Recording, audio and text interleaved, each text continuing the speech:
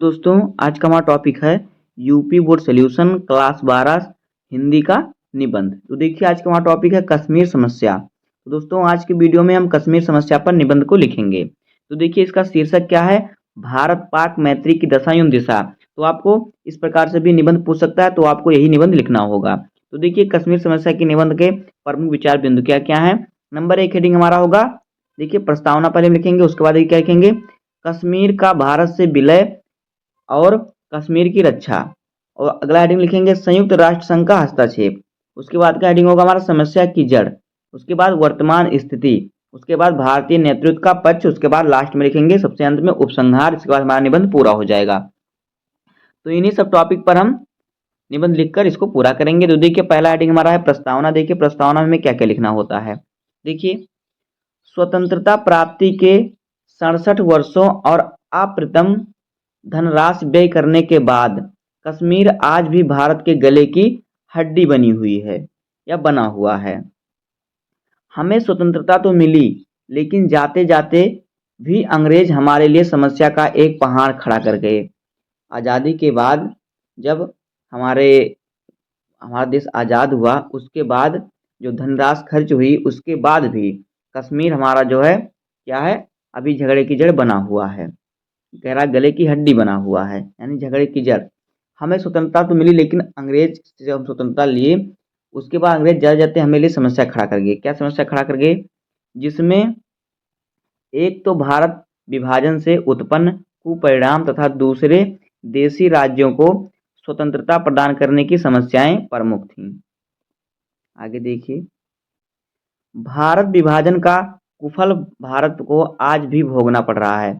कुफल यानी उसका जो है बुरा बुरा असर आज भी भोगना पड़ रहा है, जिसके परिणाम स्वरूप आज भी लाखों शरणार्थी निराधर निराश्रित होकर देश पर भार बने हुए हैं। देशी राज्यों की समस्या और समाधान तो भारत के लौह पुरुष सरदार वल्लभ भाई पटेल की गृह नीति ने कर दिया था, और लगभग 600 से अधिक देशी राज्यों ने भारत में विलय स्वीकार कर लिया।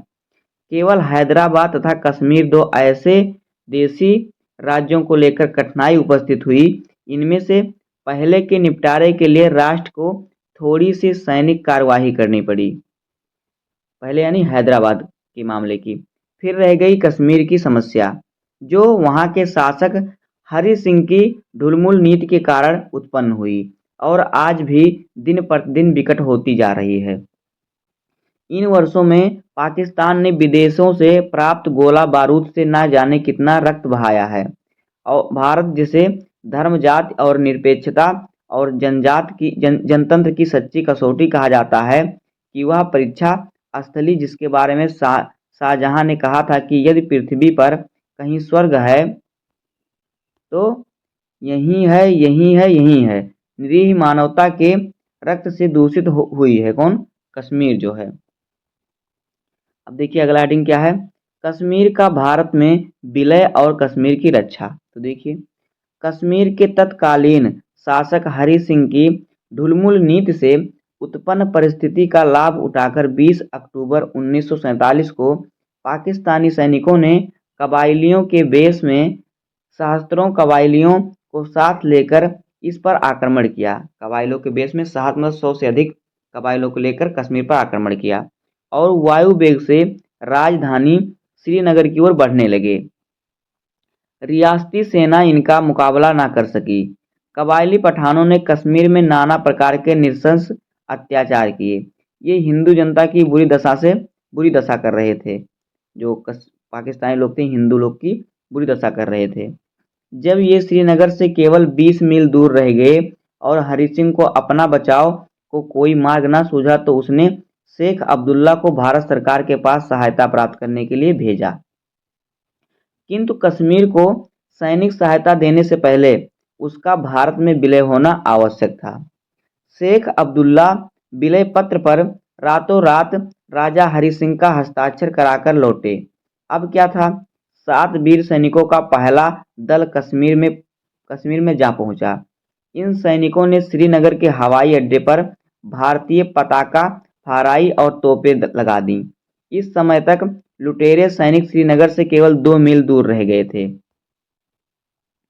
इन्होंने धुआंधार गोले बरसाकर उनका बढ़ना रोक दिया। इसके बाद भारत की सेनाएं मोर्चे पर पहुंचने लगी। प्रत्येक मिनट पर एक हवाई जहाज सैनिकों को लेकर श्रीनगर के हवाई अड्डे पर पहुंचता था। भारत के वीर सैनिक ने शत्रुओं को खदेड़ना शुरू किया। एक के पश्चात एक स्थान उनके हाथ से छीना जाने लगा। जम्मू शत्रुओं जम्मू जो जम्मू कश्मीर है, जम्मू शत्रुओं से खाली हो गया, यानी शत्रुओं से यानी दुश्मनों से खाली हो गया।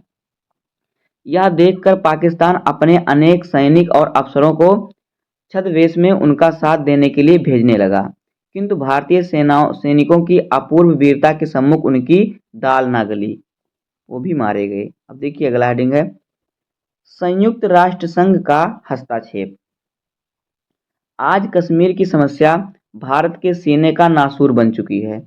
यदि उसी समय हमारे उदारवादी और महान नेता पंडित जवाहरलाल नेहरू ने अपने वरिष्ठ सहयोगी सरदार वल्लभ भाई पटेल का सुझाव मान लिया होता तो उसी समय कश्मीर समस्या का समाधान निकल आता।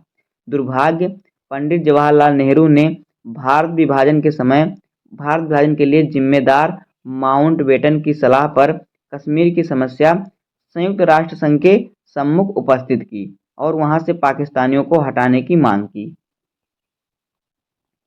किंतु पाकिस्तान ने अपनी सेना के कश्मीर में होने से अस्वीकार किया। इस पर संयुक्त राष्ट्र संघ ने कमीशन नियुक्त किया, जिससे पाकिस्तान का भंडा फूट गया और उसको बाध्य होकर स्वीकार करना पड़ा कि उसकी सेना कश्मीर में लड़ रही है। इसके बाद उसने कश्मीर के मुस्लिम बहुल होने के कारण संयुक्त राष्ट्र संघ से उसे पाकिस्तान में मिला देने की मांग की। यदि संयुक्त राष्ट्र संघ में सोवियत संघ का प्रतिनिधित्व न होता तो पूर्ण कश्मीर कब का पाकिस्तान के जबड़ों से समा चुका होता। आगे देखिए, संयुक्त राष्ट्र संघ में सोवियत संघ ने भारत के पक्ष का जोरदार समर्थन किया।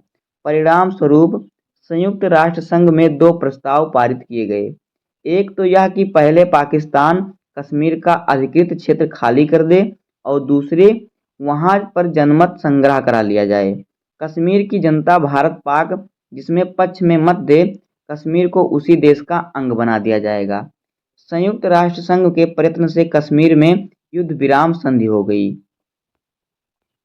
अब देखिए अगला हेडिंग हमारा है समस्या की जड़, यानी भारत और पाकिस्तान के बीच समस्या की जड़ जो है। देखिए 1 जनवरी 1949 को रात्रि के ठीक 12 बजे भारत और पाकिस्तान के दोनों सेनाओं ने युद्ध बंद कर दिया और उसी समय से दोनों पक्षों की सेना मोर्चे बनाकर बैठी हुई थी। युद्ध विराम संधि के समय कश्मीर का 1/3 भाग भारत के अधीन रह गया था, जो आज तक वापस नहीं मिल सका और वहां तथाकथित आज़ाद कश्मीर सरकार शासन कर रही है। ध्यान देने योग्य तथ्य यह है कि भारत संयुक्त राष्ट्र संघ के पूर्व उल्लिखित दोनों प्रस्ताव मानने के लिए तैयार हो गया था, जबकि आज जहां तहां और यहां तक कि हवा की ओर मुंह करके भी जनमत संग्रह कराने की मांग करने वाले पाकिस्तान ने संयुक्त राष्ट्र संघ के दोनों प्रस्ताव मानने से इनकार कर दिया था। अब देखिए अगला हेडिंग है वर्तमान स्थिति। तो देखिए सन 1949 से अब तक 2/3 कश्मीर भारत का अभिन्न अंग रहा, जहां पर लगातार विधानसभा तथा लोकसभा चुनाव होते रहे। पिछले 67 वर्षों से पाकिस्तान ने भारत के सीमावर्ती भागों के साथ साथ कश्मीर को हथियाने के अनेक सैन्य प्रयास किए। सैन्य प्रयास का मतलब सैनिक से लड़ाई कराई, जबकि भारत इस संबंध में आज तक उदारवादी नीति अपनाता चला आ रहा है।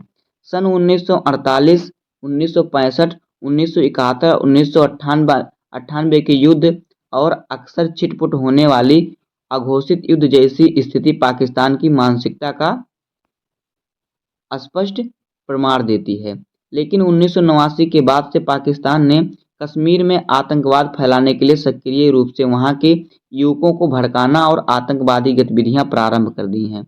युवकों को सीमा पार ले जाकर उन्हें विविध शस्त्र चलाने का प्रशिक्षण देकर आधुनिकतम हथियार उपलब्ध कराए, जिससे वह भारत में आतंक फैलाकर कश्मीर राज्य छीन सकें।